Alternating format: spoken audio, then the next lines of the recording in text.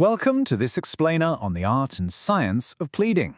Look, if you're gearing up for the Queensland bar exams, mastering this is absolutely non-negotiable. Think of this as your barrister's bootcamp. We're going to cover the core skills you need to get that critical edge. Okay, let's dive right in. Imagine this. Your first pleading is on your desk. Are you truly prepared? Because that document, it's the blueprint for your entire case. It shapes everything that comes after, from discovery all the way to the final judgment. Getting it right from the get-go is everything. Before we get into the nitty-gritty, we have to establish the absolute foundation, the one core principle that governs every single pleading you will ever draft. This is the bedrock. All successful litigation is built right on top of this. Think of this as the DNA of every effective pleading. It's pretty simple, really. You plead the facts, and only the material facts. You do it concisely, in a summary form, and crucially, you leave two big things out: the evidence you're going to use to prove those facts, and the legal conclusions you want the court to draw.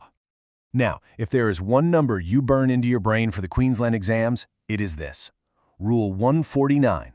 This rule is the heart of our golden rule. It specifically says you must plead a summary of the material facts, but, and this is the part everyone gets wrong, not the evidence by which they are to be proved. Rule 149. Remember it. Okay, so the golden rule says to plead material facts. Sounds easy, right? But what are they, really?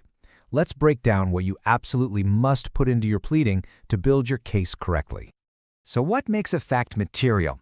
Here's the ultimate test you can use.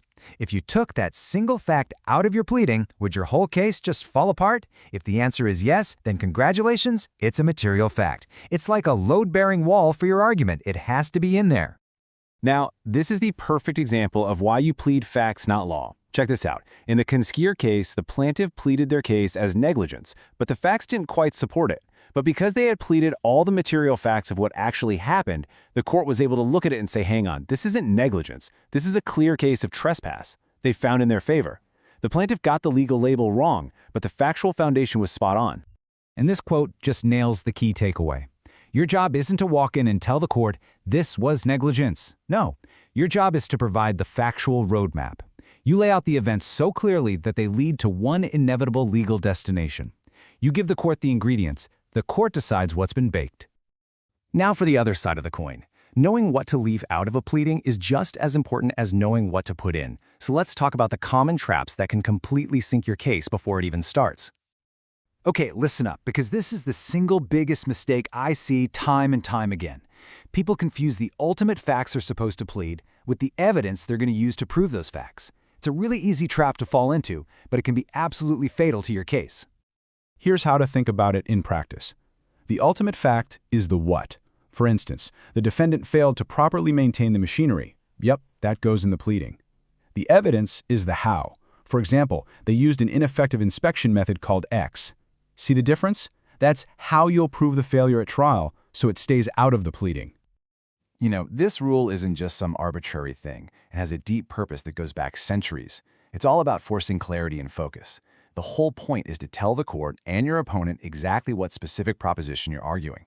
If you just dump all your evidence in there, you create this messy, confusing document that hides the real issue and just wastes everyone's time.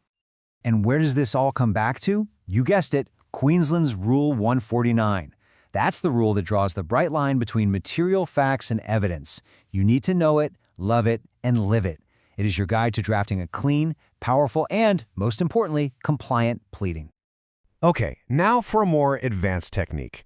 This is the kind of move that really separates the novices from the seasoned strategists. This is where pleading stops being a simple statement of facts and becomes a powerful tool of litigation strategy.